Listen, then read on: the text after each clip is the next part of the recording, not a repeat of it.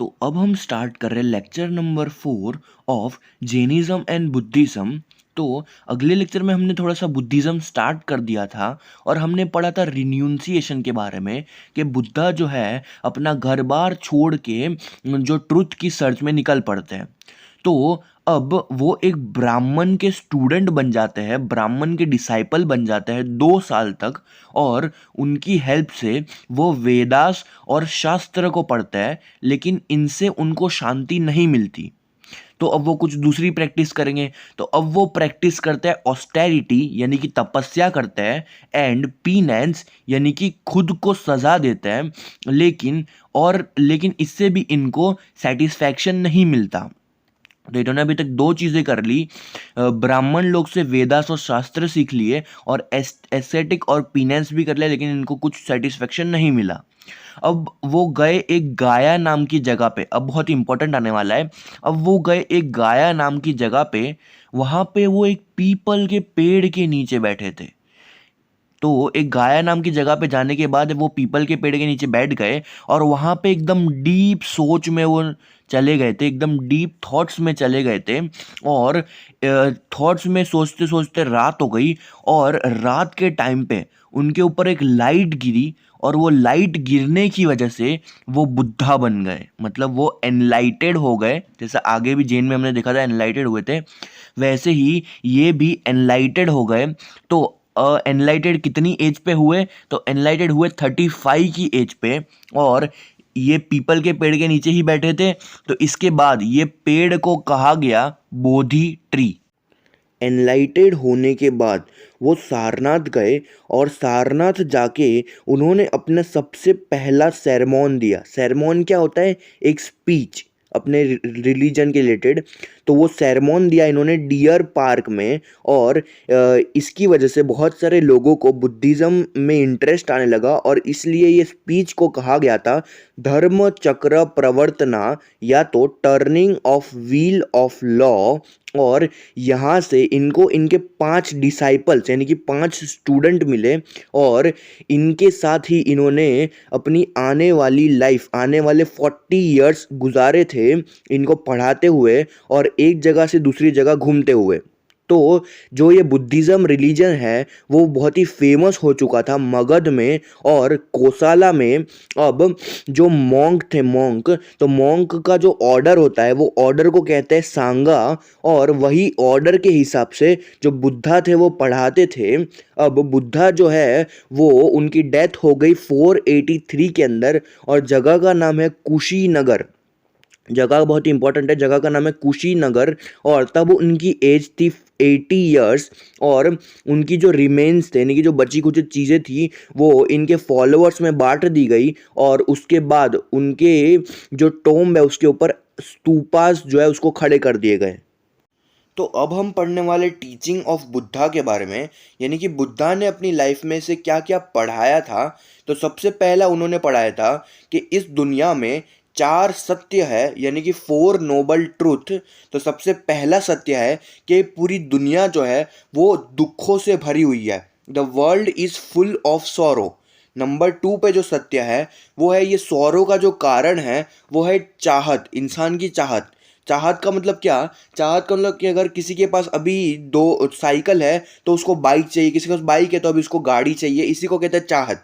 तो इसका जो कारण है वो है इसका जो कारण है वो है डिज़ायर। तो desire are the main cause of sorrow.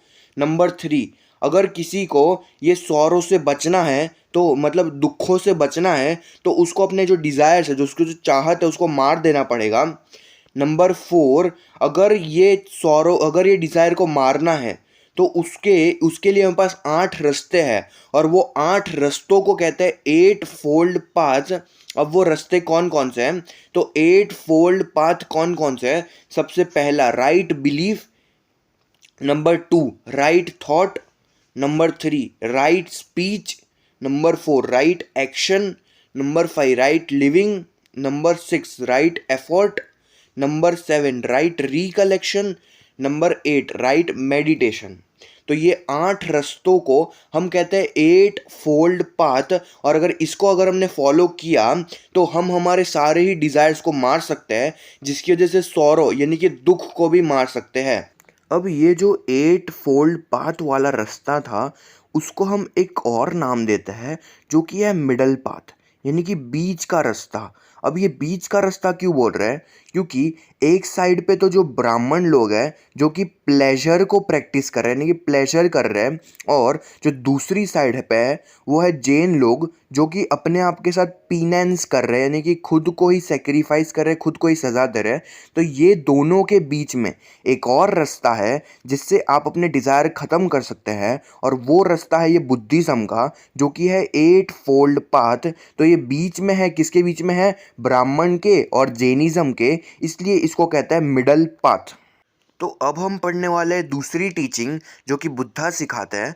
तो जैसे महावीर बिलीव करते थे नॉन वायलेंस के अंदर, अहिंसा के अंदर, यानी कि किसी भी इंसान को नुकसान नहीं करना चाहिए, वैसे ही ये भी बिलीव करते हैं, यानी कि बुद्धा जो है वो भी बिलीव करते थे कि हमें किसी इंसान को या तो किसी जानवर को मारना नहीं चाहिए। लेकिन जैसा महावीर कहते थे कि हमें इंसेक्ट को भी नहीं मारना चाहिए, उतना ज़्यादा ये बिलीव नहीं करते थे। तो तीसरी जो टीचिंग है वो है silence over existence of the God, यानी कि बुद्धा जो है वो बिलीव करते थे कि एक धर्म नाम का एक लॉ है जिसकी वजह से पूरी दुनिया चल रही है। और जब महावीर को पूछा गया ये बात, तो महावीर ने कहा था कि भगवान जो है हो भी सकते हैं, नहीं भी हो सकते हैं, और वही सेम चीज़ इन्होंने भी कही, बुद्धा ने भी कही कि भगवान जो है, गॉड जो है, वो हो भी सकते हैं, नहीं भी हो सकते। अब चौथा जो है नॉन फेथ इन यजनास, सेक्रीफाइस एंड राइचुअल्स। तो जो यजनास हमने पढ़े थे वैदिक रिलीजन के अंदर, उसमें ये ज़रा सा भी बिलीफ नहीं करते थे, जिसकी वजह से इनको वेदास और ब्राह्मण में भी भरोसा नहीं था, और ये सेक्रीफाइस में भी, यानी कि जो एनिमल का सेक्रीफाइस था उसमें भी बिलीफ नहीं करते थे और उसको अपोज करते थे। अब आते हैं इनकी पांचवी टीचिंग जो कि है no faith in the caste system, यानी कि वो टाइम पे जो वैदिक रिलीजन के अंदर अलग अलग कास्ट हो चुकी थी, तो अलग अलग कास्ट में ये बिलीफ नहीं करते थे, वो कास्ट को डिवाइड करने में बिलीफ रखते ही नहीं थे, वो इसको अपोज करते थे। वो मानते थे कि अगर किसी भी इंसान को डिवाइड करना है तो कास्ट के हिसाब से नहीं, बल्कि उसकी क्वालिटी के हिसाब से करना चाहिए। अब बुद्धा जो है वो मानते थे एक चीज़ में जिसको कहते हैं निर्वाणा, यानी कि साल्वेशन, यानी कि मोक्ष, यानी कि मुक्ति। तो अगर आपको बर्थ और डेथ की ये साइकिल से बचना है तो इसके लिए आपको मुक्ति मिल सकती है। अब नंबर 7 पे आती है कर्मा थियरी। तो कर्मा थियरी कहती है कि अगर किसी इंसान की डेथ हो जाती है तो उसके बाद उसका फिर से जन्म होता है, यानी कि पुनर्जन्म होता है, और यही पुनर्जन्म में उसने जो अपने पिछले जन्म में जो किया होगा उसके उसको फल मिलेंगे, उसके उसको रिजल्ट्स मिलेंगे। अब आता है पॉइंट नंबर 8 जो कि है stress on righteous conduct. Conduct का मतलब होता है बिहेवियर, यानी कि बुद्धा जो है मानते थे कि हमें हमारी ज़िंदगी मोरल लिविंग से रहनी चाहिए, बहुत ही ऑनेस्ट ज़िंदगी रहनी चाहिए, और ये जो है वो अपने वर्ड्स, अपने काम और अपने थॉट्स को एकदम प्योर रखते थे, और एनिमल्स के लिए भी बहुत ही काइंड बिहेवियर था इनका। ये हमेशा सत्य बोलते थे, कभी भी चोरी नहीं करते थे, और कभी भी ऐसा नहीं कि प्लेजर में पड़े रहते थे, हमेशा मेहनत करते थे। तो अब हम पढ़ने वाले सेक्ट ऑफ बुद्धिज़्म। तो सेक्ट मतलब क्या? तो सेक्ट मतलब जो टुकड़े हो गए थे बुद्धिज़्म के अंदर। तो जैसे ही बुद्धा की डेथ हुई उसके बाद एक काउंसिल हुई थी, फोर्थ बुद्धिस्ट काउंसिल। तो ये काउंसिल में फैसला किया गया कि हम बुद्धिज़्म को दो पार्ट में डिवाइड कर देते हैं, एक है हिनायनास और दूसरा है महायानास। तो हिनायनास की बात करते हैं। हिनायनास को लेसर व्हीकल कहते हैं और महायानास को ग्रेटर व्हीकल कहते हैं। अब व्हीकल का मतलब क्या है? एक ऐसा साधन जो कि हमको सैल्वेशन की तरफ लेके जाएगा, जिसकी वजह से हमको मोक्ष मिलेगा, तो वो था हिनायनास। तो लेसर व्हीकल। तो हिनायनास में ऐसे मानते थे कि सिर्फ और सिर्फ बुद्धा पे ही विश्वास रखते थे। वो कहते थे कि कोई भी भगवान नहीं है, वो सिर्फ और सिर्फ बुद्धा में ही विश्वास रखते थे। और अगर किसी भी इंसान को मोक्ष चाहिए, मुक्ति चाहिए, तो वो 8 फोल्ड पाथ, वो जो 8 फोल्ड पाथ थे जो बुद्धा ने दिए थे, उसको फॉलो कर ले तो उसको मुक्ति मिल जाएगी। और वो मानते थे कि जो बुद्धा है उन पे एनलाइटमेंट जो हुआ था वो उन्होंने अपनी खुद की मेहनत से लिया था, ना कि उनको गॉड ने दिया था। तो अब आते हैं हमारे पास महायाना। तो महायाना जो है उसको कहा जाता है ग्रेटर व्हीकल, यानी कि ये थोड़े से बड़े व्हीकल है जिससे हमको सेल्वेशन मिल सकता है, मुक्ति मिल सकती है। तो ये जो लोग थे ये दो लोगों को वर्शिप करते थे, एक तो था बुद्धा लोग, एक तो था बुद्धा और दूसरे थे बोधिसत्वा। अब ये बोधिसत्वा जो है बहुत ही होली से बुद्धिस्ट है जिनको अभी तक निर्वाणा यानी कि सेल्वेशन नहीं मिला, और ये लोग जो है वो गॉड में भी विश्वास रखते थे। ये मानते थे कि अगर आपको सेल्वेशन चाहिए तो गॉड ही है जो आपको सेल्वेशन दे सकते हैं। अब इनके जो चीफ लीडर थे वो तीन थे, एक तो था नागार्जुन, एक तो थे वासुबंधु और एक तो थे दिग्नागा, जो कि बुद्धिस्ट के स्कॉलर थे, पढ़े लिखे लोग थे।